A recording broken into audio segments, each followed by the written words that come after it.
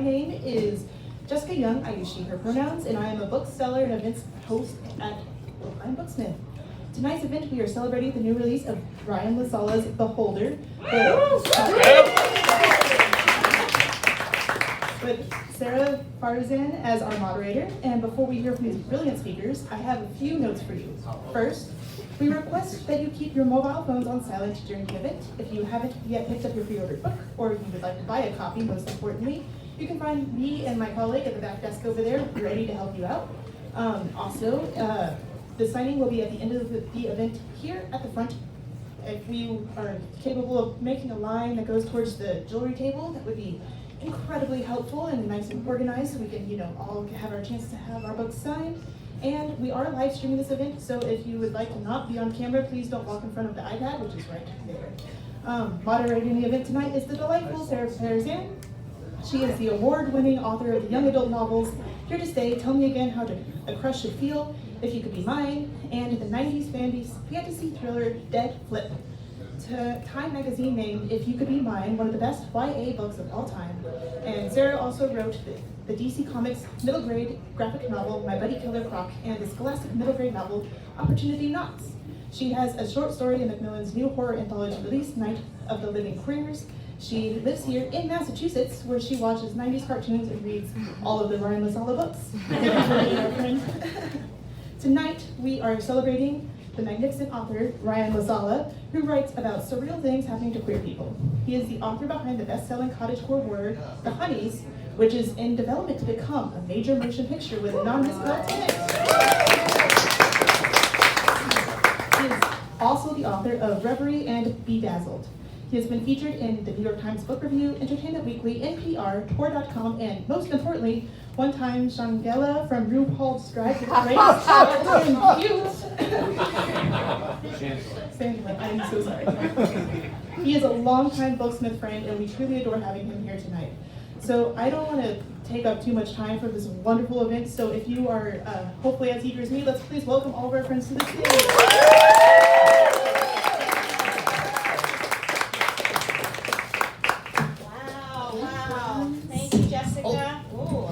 Wow, what Hi everybody, wow. Welcome to the Sara and Ryan show. Gang's all here. Look at you on a Wednesday night. Oh, don't worry, we also brought a sound system. Oh, great. Back up. There'll be some tunes, but don't worry. No sensory overload yet. Yep. Thanks for being here. What we're going to do is, one, praise Ryan a lot, and then we're going to have a musical number from Pristine Christine to describe the oeuvre of Ryan's new novel, to get you in the headspace of what we are discussing. It is a horror YA book, so be warned, there are scary things that happen. It's that season, but I am afraid of no ghosts, and I heard that about you. Yeah, recently. busting makes me feel good. Anyway, I heard that about you too. Thanks. Ryan, how are you? It's wonderful to see you again. Welcome home in a way. You've spent a lot of time in Boston, and then you left for the big city, and then you wrote all about it in Beholder, which we'll get into. Yes. How are you feeling? How's your year been? Really good. Is it bad to say that I'm having a great year? No, I think it's wonderful to say that. I'm trying to break my superstition of the evil eye by actually. Well, yeah. Oh, so good. So I you're protected. wear. Yeah, we'll talk about superstitions. Sure. But yeah. Things are going really well. It's amazing to see so many familiar faces. It's amazing to see you in a Sailor Moon shirt. I love Sailor Moon. And it's amazing to see you, our trio. Our trio. This is our 3 for third 3. time Yeah. at the Brookline Booksmith, the same lineup. And Ryan and Christine have risen and they have elevated their game, and I stay the same. And I see so I'm always happy when they ask me to moderate. It's great. Look, as a reminder, they didn't invite either of us back for Comic-Con. Well, we were there last year, and that's what counts. That's what counts. How are you? I'm great. I'm happy to see you. I'm happy with Booksmith. Happy that we're all here, and it's October. Yep. And we're going to get into Beholder, which I loved so much. I just think all of your books are bangers only. This one had, it's like you put all the scary stuff that you like in a blender and you give it to us in a in a swirly straw, and we drink it and we enjoy it, but we're also like, what are we drinking? I don't know, can I trust it? But I'm going with it. Oh, that tastes good. You should write that down. All right, that's it. Yeah. Anyway, before we get into the discussion, and then we'll have some performances, and then you all will ask questions, which is great, and then Ryan will sign afterwards. We'd like to start off with a song, yes? You think? Yes. Yes. Pristine I'm Christine, are actually you not the ready? one singing, but- We're gonna mute the live streams, there's no copy.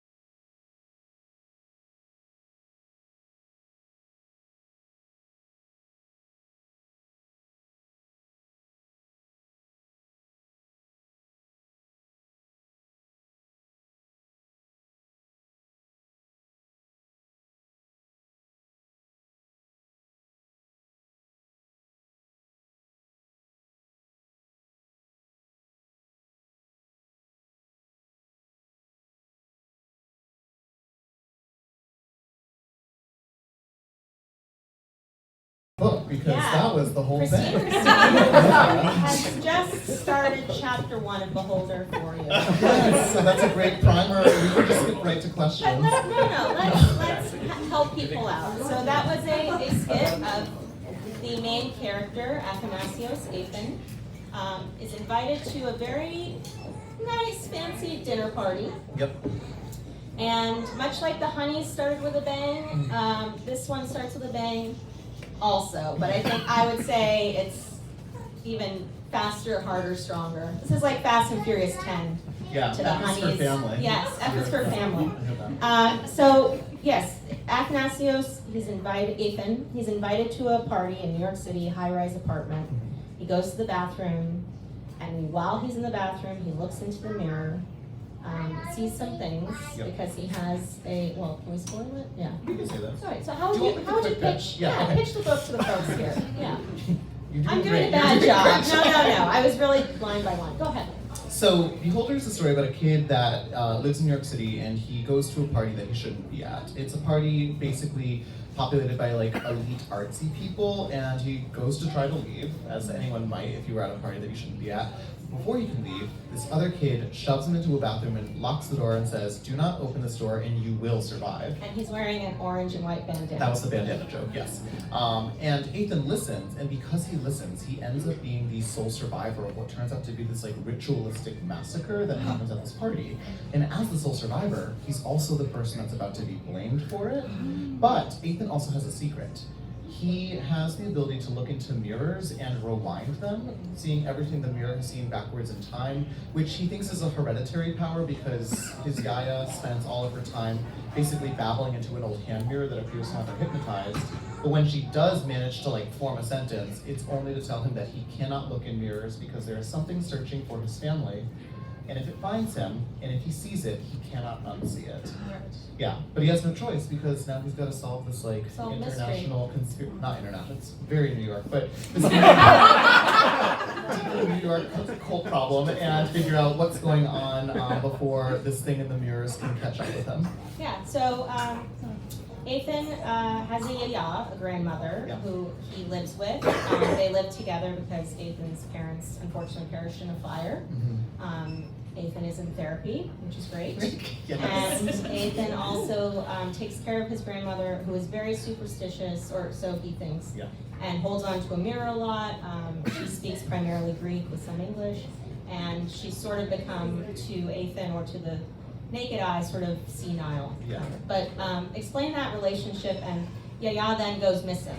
And so Ethan has to go find her, along with solving the mystery of why these murders are happening in really nice apartments.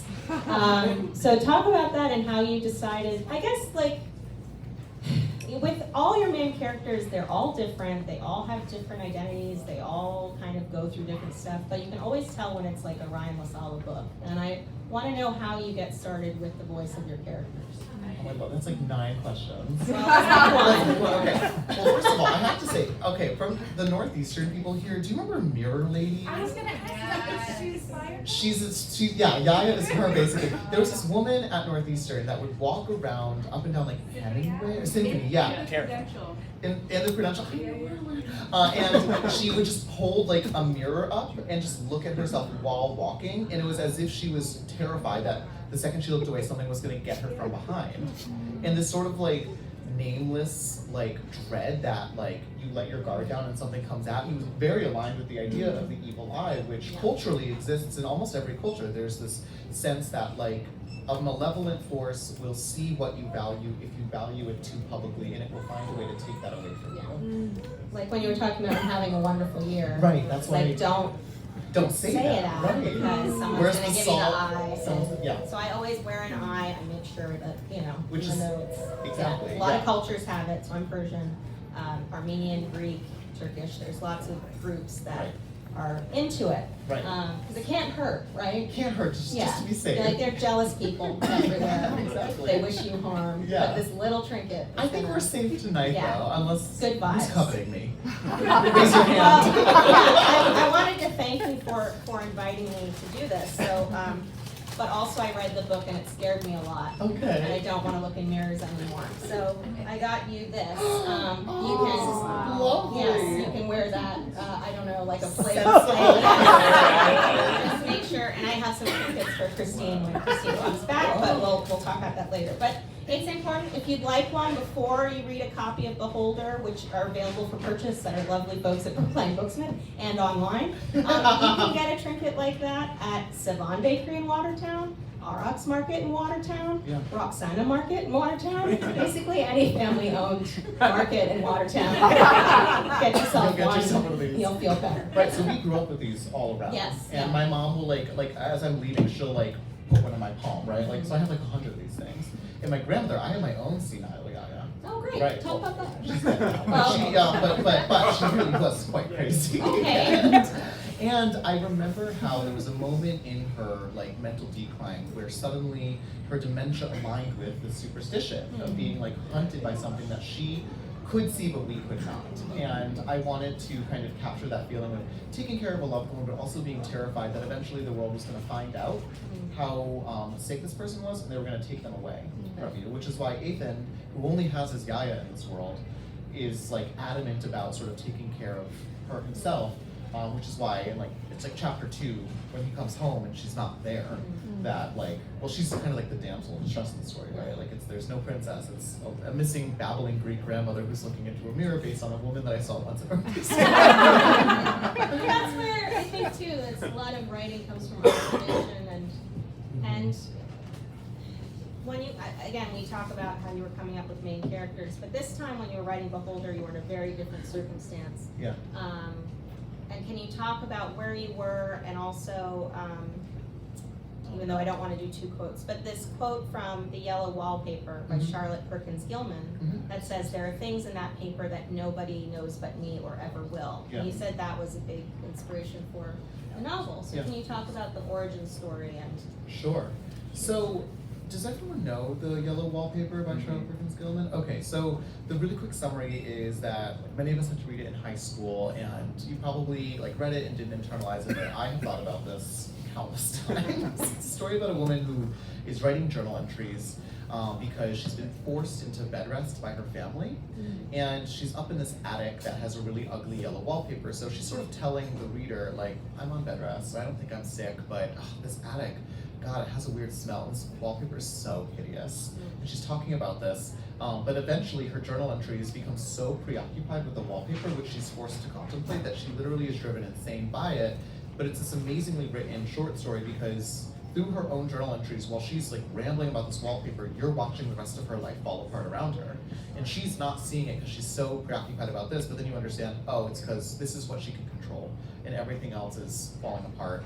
And the result is she goes insane by the end of it. And that quote is basically her insinuation that like there are things in this wallpaper that no one will ever see but me, or like ever will, because she's seeing patterns in the world that are so personal to her and are reflecting something like in her own life, but those are invisible to people. And that's kind of a metaphor, at least in Beholder, for various traumas that like Ethan has and various psychological triggers that happen to people in the book, where there are patterns out there and there's versions and things in art that mean something to one person and nothing to another. And that's kind of my favorite thing about art, is that we can look at the same thing and have completely different experiences. And for you, it might just be, you know, like a beautiful little charm, but for me, this might be a mirror. It might be reflecting something back at me that I don't want to look at, and I love that. Yeah. And there are a lot of mirrors in the book that tell a lot of different stories. True. A lot of them are very scary. It reminded me of like as a kid in Filene's basement. That's how old I am. Ooh. But you know, there was a room that had a lot of mirrors, and if you stood in a certain place, there was like an army of you. Yeah. And then I always think like, what if that one in the army just like goes out and smiles really creepy? Yes. This book did that. Yeah. Good job. Sorry. It's gonna do it for you too. That's my worst nightmare, is that I'm Oh, gonna look okay. into like an infinity and like one of the many me's is gonna be like that. You, so I have to. Yeah. You'll also notice in this beautiful hardcover copy. You're such a good salesperson. There's wallpaper here, Yeah. which I don't want to spoil how important that is. But now we've talked about it. Look out for it. So in the first chapter, when Ethan is in the bathroom and he can hear the deaths happening outside the room, there's something about not over describing something and having our imagination take over. And I think you do such a great job of showing literal horrible things and then the even worse thing, which is like, I've set up a horrible, terrible thing, and now your imagination has to do the work. Yeah. How did you find that balance throughout? Something I learned in publishing The Honey is that y'all are little freaks. Like, why am I gonna spend all my time adding adjectives to things when you could just do it for me? So I like the notion that like, yeah, like there's a whole portion of this book that has to do with like horrors that are unseen, that are sort of filled in, or that can't really be seen. And I probably could have gone through the task of like describing the deaths in the very first scene, but I love the idea of this kid sort of backed into a corner of this bathroom staring at a door and just only able to hear things, and as a result he can't really piece together what's happening because it doesn't sound like anything he's ever heard before. And at one point the only visual he has is that someone's hand gets like jammed up beneath the door, and he just watches the blood dry on their hand until morning. And I don't really know why I did that. Maybe I'm a little freaky as well too, but I don't know. I like the notion that the reader has to sort of be intrigued by it. And I also know, just from writing The Honeys, that like The Honeys has a very brutal beginning to it, and you see everything. And I wanted to kind of start with something brutal in this, but I wanted the mystery of what it was and the element of being unseen to play a really crucial role in what happens. And there is someone that helps out Ethan in the beginning, who becomes his sort of partner to solve the mystery and has been doing research before Ethan, this terrible thing happened to Ethan. Can you talk about this character, and also perhaps there's love? Who's to say? Yeah. I don't know. And also that you're able to, in a horror, do this thing where my problem is I'm scared of everything, so I'll lean more into comedy, whereas your horror is scary, but then you're able to do like a joke at the right time. Yeah. Or a flirtation at the right time, and it doesn't like puncture the balloon of the scary. Yeah. So how do you do that? Why are you talented? What happened?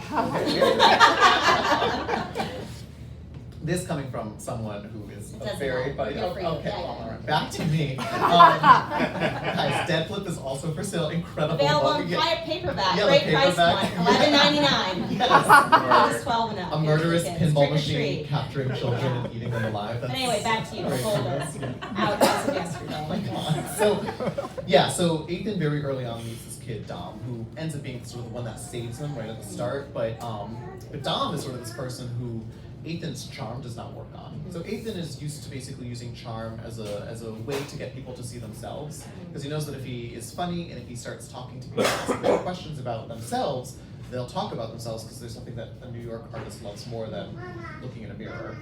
So Ethan sort of serves as that surface for people so that they don't ask any questions about him. But when Dom eventually sort of recruits him to the cause of investigating what exactly is going on, it doesn't work. Because Dom's like, we're not gonna survive if you keep making jokes and like sexual innuendos and like flirting with me. We're gonna die. So make a choice, right? And like he basically sort of like tears that down, and but at the same time, I think like half the fun of this book was writing like a himbo that is sort of insisting upon this kind of caricature anyways, because it is a defense mechanism. And also in my life, horrific things have always happened in tandem with like very funny things as well too. And like I'm the person like, you know, like I giggle at everything even if I probably shouldn't be. And so Well, it's also, I think there's sort of two sides of the same coin. Sure. Like horror and comedy, you have to have a setup and there has to be some kind of reaction, right? And then sometimes after the scare, people will laugh nervously or be like, wow, that was a fun ride. If it's a movie, not real life. But, you know, yes. Another big character for me in this book is New York City and spaces. So the apartments, the Guggenheim, a sandwich shop, like all these kind of spaces, who inhabits them, the very uber wealthy, and what happens behind a door that's very plain, but inside there's a lot of intricacy and scary stuff. What was it about, I guess, moving to a city? I mean, you've been there before, but really knowing a lot of what's going on in the city and pretending what might be behind a door in a certain building. Sure. And having those spaces, because I've always been afraid of like malls when they're closed or dead, So weird, subway stations when they're empty, like an empty bowling alley, like there's something, even this place when it's closed. But then I love a department store at night where everything's lit up, like the idea of like sleeping in a showroom appeals to me. You would do that? I Yes. always wanted to sneak into a furniture store and sleep in it. Yes, Yeah. like I love shopping mall except for the robots trying to kill you, but the being in a mall overnight, You great. said shopping mall? Chopping mall. Shopping mall? Oh, you've not seen this? No. Oh, great. So I always tell Ryan about these terrible 80s horror comedies, and Chopping Mall, This is okay, this is not real. Wait, Beholder, hold on. but Can yeah. anyone verify this? It's a real movie. It's It's so a real good. movie. So Chopping Mall She does this. from Canon Films, I believe, R.I.P. Canon Films, I don't know about is about teenagers that work in a mall and they're doing illicit things. They're like, we're just gonna hang out in the mall, it's after work. But the mall has these new robots that do not look scary, that are security this. guards. Is this real? Hold on. And they malfunction and then try and kill the teenagers. And it's a great film. And by great I mean it's bad, but Sarah, it's a good Sarah film. spent years trying to get me to watch The Stuff, Yeah, anybody seen the stuff? which, oh, well, now it's your Now you problem. should. She's gonna follow Well, up, I'll tell you that. We went last year when Ryan was promoting the Honeys, and I was doing Deadpool. We did events together. Poor Ryan, it was a lot. We're here, thank you, yes. And I kept being like, you should watch this stuff. And Ryan was like, I've heard you like 80,000 times. Like months later, once Ryan had some calm, was sitting with Ryan's cat, was like, guess what movie I just watched? And I said, The Stuff. What'd you think? Did it have the stuff? And Ryan was like, yeah. It was good. It was good. See? Yeah, I got So it. Yeah. shopping mall. Anyway, Okay, got it. back to the original question. Yes. Empty spaces, design, how a place is set up. Like, what was that spoke to you about like making it horrific or making seemingly nice, pleasant things like there's an undercurrent of Yeah. not great stuff? I think something that I'm increasingly noticing as I get older is how like constructed certain spaces are to kind of maneuver us in specific ways. Like if you've ever been to Disney World or any sort of theme park, the whole thing is this like operational riddle so that like what you need is where you need it, and also even things that you don't need are suddenly there when you have the impulse to want something, and suddenly you're walking out with like a life-size goofy pillow, right? Not me. Somebody else. I have that, but I have other stuff, so I can't. Like, if there was like a Chippendale Rescue Ranger or something, I'd be like, oh! Yeah. Sometimes, some crimes. Okay. Those looking through. Anyway, that's not about the book. But I love the notion that like a space can be designed in a way to like help or to hurt you. And like a movie franchise that terrifies me is Final Destination, where like it's just random circumstances that cause people to have these horrific deaths. And that when I first moved in by myself, like during the pandemic, I was so scared of Final Destinationing myself. That they were gonna find my body and be like, what happened? Like we thought he was so happy. But like really what happened was like a weird Rube Goldberg, suddenly I'm wearing like a blender as a hat. Like, and then that way down, right? Like something horrific. Where is this going? You're wondering? Me too. It's your event. You can do whatever you want. But then after when people started sort of re-socializing, like I was a lot weirder on the other end of this like 13-month period. Yeah, and so I was at a party and I had been thinking about what I wanted to write, and I had just finished writing The Honey, so I was in like a weird headspace, and I was at this party and like a friend like invited me, and it was in this really unassuming building, but we went up this elevator that opened into this like gorgeous penthouse with really ugly wallpaper. And I was thinking about Charlotte Perkins Gilman and the yellow wallpaper and how certain spaces can sink in us without us even noticing. And then I thought, oh my god, what if everyone in here went insane? What if everyone died? What if I got blamed for it? And then they had a pogo stick in the corner that I like bounced around on for a little bit, just to like take the edge off. Yeah. And then I wrote Beholder. But that's the origins, that's like That's the a true great origin story of it. There's a video of the pogo stick moment. I want to see it. Well, the reason, go okay, ahead. you asked about scary children Yeah. earlier. The reason There are that, some scary children, which is my favorite. yeah, there was a moment during this party when it was like all of these like strapping New York gay men, scary people, standing around like, you know, with their like tight button-ups on, and then suddenly, out of nowhere, around the corner, sprints a little girl in a ghostly little gown. And I go to like the nearest like bicep. Did you see that ghostly little child? And him turns to me and goes, that's my daughter. And he was the president of the college board. Wow. And I was in his house and didn't know it. And I was like, well, I gotta She's go. a lovely shade of That's pale. yeah. So beautiful. Did you see that dead little girl? Yeah, well that's why there was a pogo stick, as it turns out. Yeah. You know what? Fine. Yeah, so I like connected all the pieces, Cloud Atlas style, and then was escorted out of the. I have not been asked back, by the way. Yeah, that's fine. Yeah. Well, you got what you I got what I came got. for. A whole book. A whole book. Which again is available for purchase at brooklinebooks.com. Right here. Support your local independent bookstore. Please, yes. I feel like you did a lot of New York City Yeah. infrastructure research. Yeah. And I can see that because sometimes you pepper in facts in your books that are really fascinating and work, like they're not too expository. But this one I was like, you have the page a mark. cow tunnel. Yes. Can you please explain to the folks what a cow tunnel is? I would love nothing more. And after that, explain something that you also researched that did not make the book that you would have liked. Oh, okay, great. While I'm buffering on that second question, Cow the tunnel. cow tunnels are real. So, in the book, well, I won't say why they're used in the book, but basically in New York City, you know, like the meatpacking district, a real place where they used to like slaughter animals, but the animals weren't on Manhattan, they were in New Jersey. So they brought the animals over to Manhattan to kill them, and they caused such traffic jams, like in the streets, literally like cows full of streets, or no, streets full of cows. What's going on? So what they did is they built tunnels. Where the streets have no cows. Whoa. New York, New York. And they built these tunnels, and they were real, and they were for the cows to kind of like cross underneath the city, and so they built the city on top of it, and then because it's expensive to sort of tear those things down, much of New York is sort of built atop really similarly, like just these like pockets of like negative space. And as a result, like there are like all these like catacombs in New York that are like industrial spaces that are no longer in use. And sometimes like even on the subway, like there are entire train stations that are defunct, and you'll just pass through them and you'll be looking at this station that has not been touched in 75 years, but is still there because something's on top of it, like a Chick-fil-A or something. We should burn it all down. Right. And so only homophobic chicken sandwiches. Yes. What didn't get used in the book? Was there a structure or a fact or some New York sort of, because there's also like secret society stuff in here, which in the Honeys you talked about summer camp and like the history of summer camp and the origins of it. So I just thought there must have been some research about secret societies and these buildings in New York City, and maybe there were facts that you're like, oh, that's a fun fact, but it doesn't work for the story I'm telling. Sure, I can't think of anything right now. Okay, but when you do, I'll let you get know, back to I'll us. text you. All right. There's one other question I'd like to ask about this book.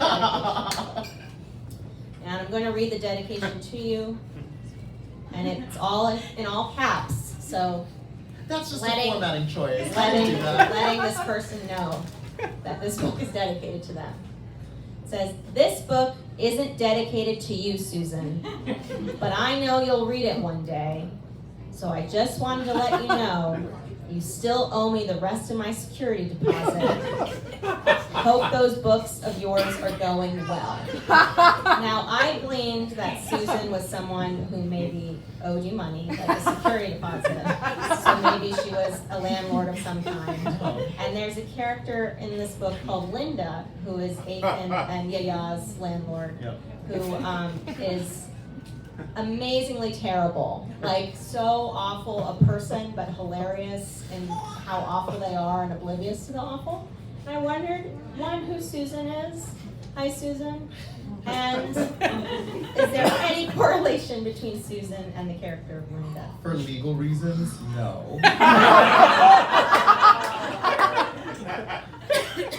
But yeah, I was being forcefully and illegally evicted when I wrote this book by Susan, and it was a big catastrophe, and it was me and her for the whole pandemic, just me and this like woman that lived on the floor right above me, and she had all manner of crazy things happen to her. Like one time I heard her calling her doctor and asking what he could do about potential 5G poisoning, right? Like that kind of person, right? This is the era of like the pandemic when like suddenly like old people thought that like cell towers were gonna like kill them, right? So she was like that kind of person, so, like not someone who can like really be reasoned with. And then when our relationship went south, and she was selling the building and trying to kick me out in the process, which again is like illegal. Things sort of blew up, and I had suddenly a great character in mind to kind of implement that. So, if you're wondering, her books are not doing well at all. And we will never give Susan's last name because that would be illegal. But yeah, I think she knows who she is. She knows who she knows what she did. I don't even know where she is. Hopefully 6 feet under. Wow. Oh yeah, she's the only person I ever saw her. Like my animosity is like it's only risen the more I thought about the situation. Wow. Yeah. So the eye is coming. My evil eye is like directly. All right. Yeah. Well, One last thing, I just want to say before we have another number, Yeah. get your dollar bills ready for Pristine Christine's second number. But one last question before Pristine Christine comes, and then you wonderful folks can ask questions. I guess there's a lot in here about what is fate, what are the choices we have, Yeah. what are things that are written, and what are things that we can, you always have a choice, and facing ourselves in the mirror, sometimes that's scary, sometimes that's a good thing because you can see who you are and what you're not and be good with that. What is it that, we want everyone to read our books, but young people in particular, when you're putting a Ryan La Sala book out there, obviously it's for you and it's your art and your passion, but what is it that you hope young readers get from your stuff, and especially this novel, now that it's out in the world? Oh, huge question. I know. Okay, all right. It was like the SATs. There was deep stuff in here. I'm Yes. trying to read, Thank you. You're making me sound so good. It's a good book. I guess if I think about advice through the prism of this book, it reminds me of sort of like struggles that I've had in my life where because something has gone right or because something has gone differently, I've been maligned by the sense that it's too late, it's over, right? And it's worth giving up, right? And like, I think a lot of people struggle with really similar things, especially if you have any sort of vulnerabilities when it comes to like mental health. You can get trapped into only seeing the negatives and forming a pattern out of that and feeling kind of very claustrophobic in your own head, and it does sort of reflect back at you that like, it's too late, give up. But something that writing this book sort of helped affirm for me that if you have a choice, it's not over. It's not over till you get to say so. I marked that page. Really? Yeah. Is that what you're talking about? Yeah. Oh yeah. Right. It's It when they're in the. So long as you have choices, you're not done. Yes. Yeah. And And You wrote that. Good I job. thank you. Yeah. And I think that that's like sometimes the next step. You don't have to know exactly what it is, so long as you can see that there are options in front of you, and it's just taking that next step. And so the book does contend with like really heavy content and like subject matter, but it was important that I did so in a way that addressed on the page that there are places to go, people to talk to, and other people are mirrors, and we see ourselves in the way that they see us. So if you're scared, if you feel lonely, find someone who sees you the way you want to be seen, and that's a great way to kind of keep yourself around. Yeah. Yeah. Well, okay. I think I've asked Ryan all the SAT questions. That's that hard. I'm going to get my dollar bills ready for our last number of the night from Pristine Christine. That's a big 10. This is for you guys too, because I don't see everyone's cashless these days, right? Yeah, okay. You're going to buy the book, but here we go. Please welcome to the stage.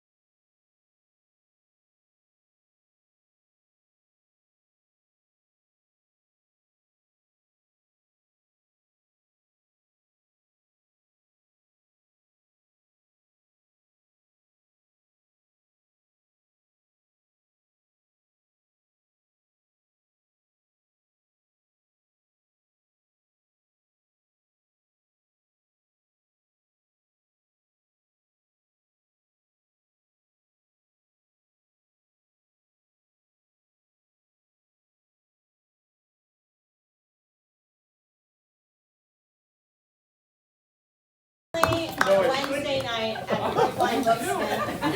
It's an easy pickup. Support your local independent bookstore. And now, if we have any questions, Pristine Christine will join us. Yeah. If you have questions for Ryan about the folder Do or we have writing? another tall chair? Oh, I can take a small one, it's okay. No. Yeah. Do we have another tall one? Then we will use the small one. I'm gonna stand up. No, it's your turn. We're all gonna stand. Christine dance, she needs to sit. Yeah, take a seat. Okay. You're on the heels. So if you have any questions for our wonderful entertainers here tonight, please feel free. Yes, Alicia. For Ryan, Yes, sorry. Yes. Yes. if you were to design a room for Beholder, what would be in that room? A lot of books. Great question.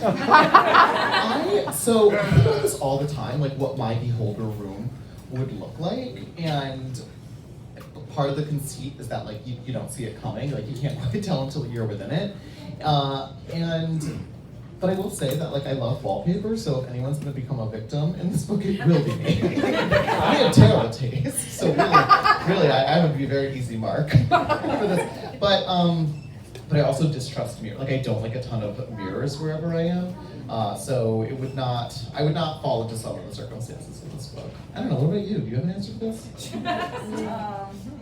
A very dramatic chair. Very dramatic chair. That's a great title. Somebody write that down. That's a free idea.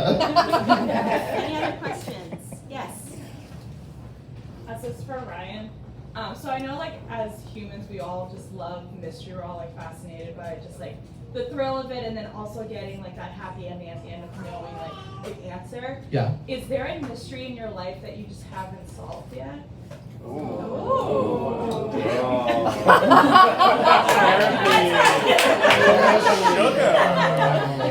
how does that make you feel? Building a mystery. So I will say, the mirror lady that I mentioned is that. I think about it all the time. I want to know like what happened to her. Is she here okay? And come on out. And this is what happened to her actually. Christine, yeah. She looks gorgeous. Yeah, she looks gorgeous. She's doing better than Susan. She's doing better than Susan. Where Susan went, that she communicates with me only via mail, where she writes emails and then prints them out, and puts them in envelopes and sends them to me. Yeah, so that's a good. I mean, that's a mystery. I don't know. I have a lot of these. They all make me feel Any other powerful. questions? Mine isn't as deep as that previous question. Thank It's you. a two-part question. One has to do with honeys, because I was so thrilled to have an Applebee's scene in there. And so I'm wondering if in Beholder if there are any chain restaurants, maybe like the Times Square Olive Garden or something. Or, and part two is, do you know, since the honeys is in development, are you going to actually be able to get Applebee's? Are they on board? Can I tell you? Okay, so there's no Applebee's in Beholder. Okay. There is literally a mention of the Times gonna Square Olive return. Garden. So, yeah, that's like that comes up like very quickly. That and Northeastern both name dropped. Okay. Yes, Northeastern as well. Go Huskies, get your never-ending possible. Yes, East represent. Yes. And as far as the adaptation goes, I did make the special request to be either a server at the Applebee's or like someone eating like or irresistible in the background. And they were like, people don't usually request things like that. They ask for like a trailer or like more money. I was easily satisfied with a walk-on roll. Any more questions? Yes. It's good to see you. So mine is a two-parter as well. First of all, are you okay? Because reading this, like, I'm worried about Doing better. And second of all, my favorite part from the book is, without spoiling it, the parts that start with the spider graphic on the top. Oh yeah, okay. And I just wanted to wonder if you could talk about that. Yeah, that's a great question. So, there are 2 points of view in this book. And one of them is sort of a mystery for much of the book. You can kind of figure out who it is, but there's Ethan's point of view, which is written in first person, and then every chapter begins actually with a second person point of view where someone's talking to Ethan. And originally I wanted to write the whole book in second person, but my group chat very much was like against it, which was the right choice because it would have been laborious. It's tough. It's hard, yeah, and it would have been hard to read, I think, as well too. Yeah, I like that they're interstitials. Yeah. I forgot to, it was a great book. There was a lot to get through, but yes. But I really wanted to, I mean, a lot of this book is about sort of like intrusive thoughts and that voice that a lot of us have kind of narrating the worst things about us as like a background to our everyday lives. And so I thought, oh, how cool would it be to kind of give that the point of view in the book and have that voice sort of leading Ethan, because it knows things about him that he prevents himself from knowing. And as a person that is like writing this book, that's actually really useful for me to be able to kind of deploy details to the reader through the use of these intrusive thoughts. Yeah. We have time for one more question. Yes.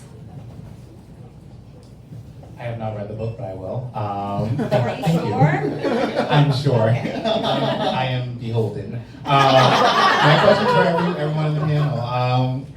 What's your favorite horror movie? Not Chopping Mall. Oh, not chocolate. Right now, my favorite horror movie, and just this is like what I'm doing right when I get home after this tour, is the old Suspiria.